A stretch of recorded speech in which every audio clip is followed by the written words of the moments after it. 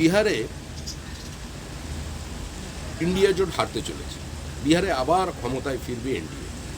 ভয় আতঙ্ক থেকে এরা আজকে ভোট বয়কটের কথা বলে। ভোট বয়কট কারা করে? কারা অস্ত্র নিয়ে বলে যে আমরা ভোট করতে দেব না? তো তাদের সঙ্গে যদি সহমত হয়, সেই মতাদর্শকে যদি মেনে নেয়, নতুন করে বলার তো কিছু নেই। আর পশ্চিমবঙ্গে এরপরে হবে, এটা তৃণমূল কংগ্রেস বুঝতে পারে। আর বিহারের যে সংখ্যা, সেই সংখ্যাকে আমার মনে হয় পশ্চিমবঙ্গ ছাপিয়ে যাবে।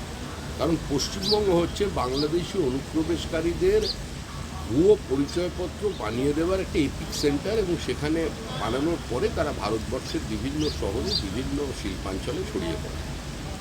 তো সেটাকে তো বন্ধ করা দরকার। দেশটা তো ধর্মশালা নয়।